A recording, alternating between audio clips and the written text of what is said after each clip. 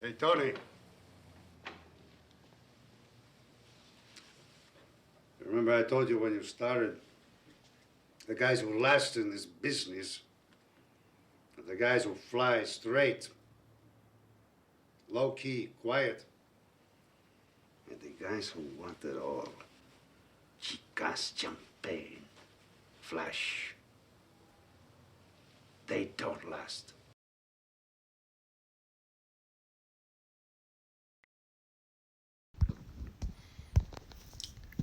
Call hello, Yahweh Ba'ashem Yahushai, Ba'ashem Yahushai, Ruach Kodash. Let the elders that rule well be counted worthy of double honor, especially they who labor in the word and doctrine. To the 12 tribes which are scattered abroad, greeting. Shalom, brothers and sisters. It's your servant Yashar with another epistle. So this has just been something really heavy on my mind, man. You know, as we increase in knowledge, as it says in scripture, knowledge puffeth up, right? As you can learn more knowledge, you get more wisdom, you get more understanding, these demons beef up as well, and they plague our minds. And one of the biggest ways they plague our minds is through pride, making us think that we're higher than what we really are. And we're equated to as worms. If you know anything about worms, they don't have a vertebrae and they go completely off heat signatures. And it says, thou worm Jacob, if we go to Isaiah 41 and 10, around there. So the point of the matter is, although it does say charity edifieth, it says knowledge puffeth up, it continues on to say, but charity edifieth. With all that being said, why did I play this? Number one, this is an amazing scene because it's equivalent to the truth. How? The guys that are low key, the guys that just have Yahushai as their foundation, Yahweh Shai, and just continuing on whatever they have, enduring until the very end, those are the same that shall be saved. Matthew 24 and 13, I believe, around there. Now, you also have the guys that want the flash, want the pizzazz, want carnal, imperfect people to praise them, to stare at them, to reverence them, as if they're anything special. And we know that being in this truth, the only way to truly be in this truth is to be humble and low. Like whom? Like our author, our finisher, Yahweh Shai HaMashiach, who sits at the right-hand side of Yahweh. So highly, like saying highly esteemed is an understatement because Yahweh Shai is that amazing. So he sits there, and yet when he came down, he was meek and lowly, and he set the example. So that's why I played this clip. Because as we continue in this truth, as things get heated, you're going to see some major things. Demons get upgraded. The world is going to come against you in ways you never thought possible. But as it says in Romans 8 and 31, if you have Bashar Shai before you, who can be against you? So anyways, we're going to get the scripts. This is Proverbs 16 and 18. Pride goeth before destruction, and an haughty spirit before a fall. Right? Excuse me, squeaky chair. Right. And that's prophetic because we know that who's the most prideful nation on this earth? Esau, Edom. And then you also have motherfucking Moab. Excuse my German. And you have all the other heathen nations that believe that their way of life is the best. So really, how does this apply to our current times? Where we're gonna see Esau, Edom, they're gonna get to the pinnacle of their wickedness, and then that's when they're destroyed. It's absolutely beautiful. It's poetic. And then haughty spirit before a fall. Well, let's look up that word haughty in the slave diction. Ooh, and arrogantly superior or disdainful. And you know who comes to mind, man? The so-called black woman, man. And I say it like that because even though they ain't black, man, their hearts are, man. And that just not even just the women, man. Just 2/3 of our nation. That's why they have to be cut off. But that, you know, when you say hello to be courteous, or you acknowledge their presence, and they just look at you with that, why the fuck you talking to me look? Excuse my Sanskrit. So it's like, and then those be the same people that when they fall heavy. But why is that? Because it says in the scripture, thus saith the Bible, thus saith Yahweh Shem Yeshai. This is Proverbs 11:2. When pride cometh, then cometh shame. But with the lowly is wisdom. And we know that, is it wisdom and knowledge shall be the stability of thy times. I know Isaiah 33:6. But it also says the beginning of wisdom is fearing Yahweh Shem Yeshai. So you have two different types of people here.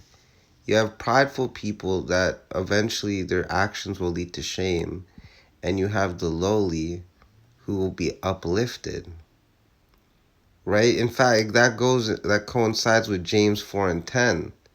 Humble yourselves in the sight of Yahweh Shem Yeshai, and he shall lift you up. And that has multiple meanings. What I mean by that is when you humble yourself, when you realize that this world is just one big distraction, and the only thing that ever mattered was serving Yahweh Shai, serving Yahweh Shem Yeshai, right? Then you could be lifted up, because once you're so low, the only other place you could go is up. But it has to be done through righteousness. Because we have a lot of stories where people, Gully Bop is a great example of that. Gully Bop is a Benjamite that was homeless at one point, but his, I guess you could say his music artistry impressed the right people, and he was able to get a record deal and levy that into, making I guess you could say a decent life for himself. Although he had to go through the curses, despite that. That's on the left-hand side. On the right-hand side, what's the ultimate form of us getting lifted up? Well, we get beamed up by the IFOs, man, by the chariots. In fact, this is Yahushai HaMashiach, the Yahushai HaMashiach, our Messiah, the Anointed One, our High Priest. And whosoever shall exalt himself shall be abased. And we see all sorts of stories going on like this, man. One story that just pops into my head immediately is, what was that female's name? Like she OD'd and shit.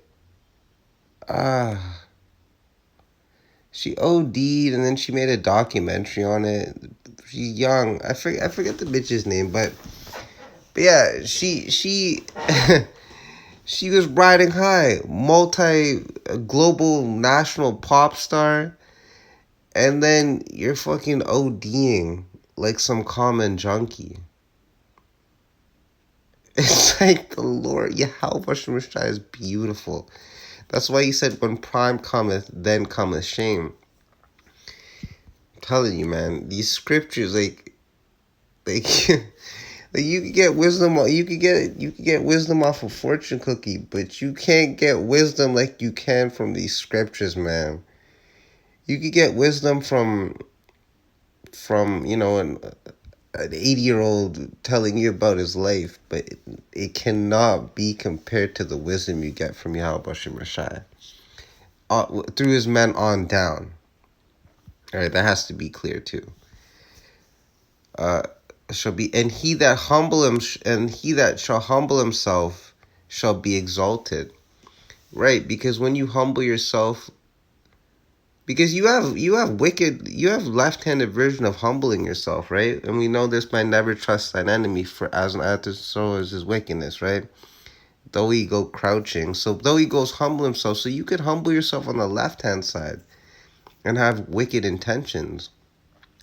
But Yahushua is talking about is humbling yourself on the right-hand side, humbling yourself and subjecting yourself to the doctrine of Yahweh Bashem Yeshai. And the only camp that I shouldn't say the only camp, the premier camp that he's dealing with is Great Millstone. All right. Even these offshoot camps, they'll tell you that if they're worth anything, like if they preach the names and they preach the proper doctrine right down to a T, they'll even tell you that they got the truth from Great Millstone. It's how Yahweh Bashem Yeshai set it up. 1 Corinthians 14:40, let everything be done decently and in order. You'll be exalted by Yahweh Bashem Yeshai. There's no higher, greater honor, because we cannot conceive the love that we will receive at that time to be uplifted by Yahweh Bashem Yahweh. But that kills that pride thing, man, because I get it. You know, we talk about this subject, we make epistles on it, but it doesn't mean we're totally exempt from pride. But one thing I've learned in my life is talking about an issue, becoming aware of it, knowing the different angles that it may come at you in, that can help prepare you. And the only way to really combat pride is to be righteously humble, man, by praying to Yahweh Bashem Yeshai and understanding that we don't have the answers like we may think we do. Understanding that Yahweh Bashem Yeshai is in control no matter what we think, and that no matter what situation we're in, it's for our edification, whether we can understand that at the time or not. So this is Proverbs 3:5. It says, trust in Yahweh Bashem Yeshai with all thine heart, and lean not into thine own understanding, which with pride will happen fairly often. I'm speaking from personal experience. But with humbleness, you realize, despite what I'm feeling, despite what, these carnal emotions are telling me, I know that Yahweh Bashem Yeshai, his ways are not my ways. I just got to fall back.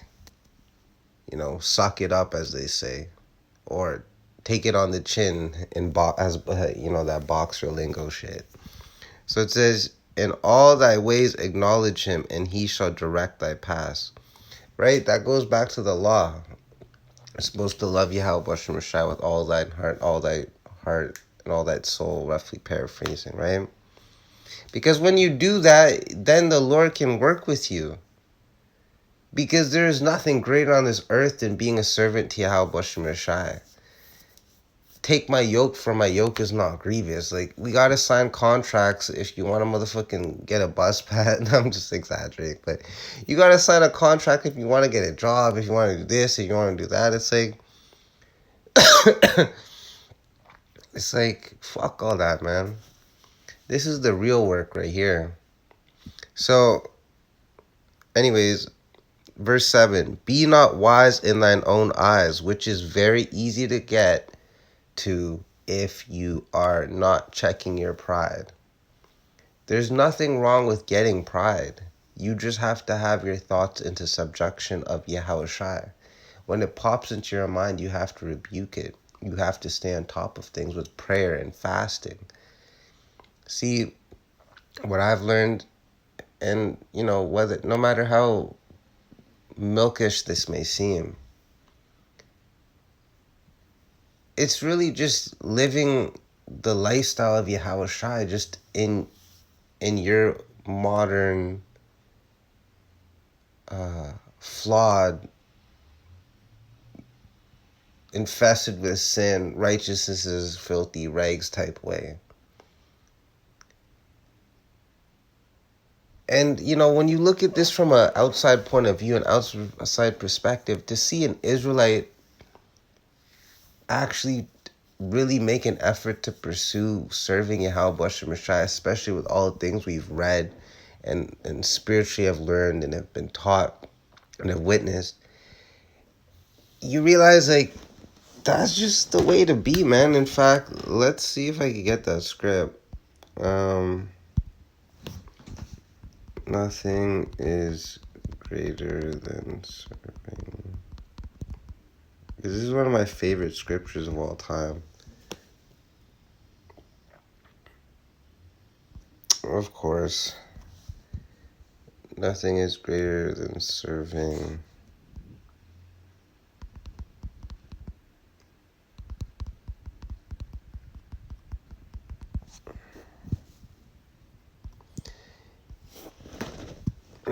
We don't give up in here.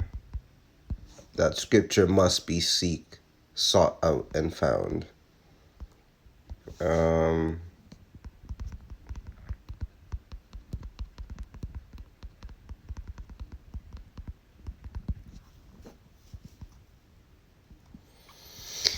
Whew, okay, we got a kid. Here's a fish that likes to fight back, huh? So nothing is greater than serving the Lord. Is it Wisdom of Solomon or Ecclesiasticus? I know you're like, how is it one of your favorite scriptures if you can't remember it?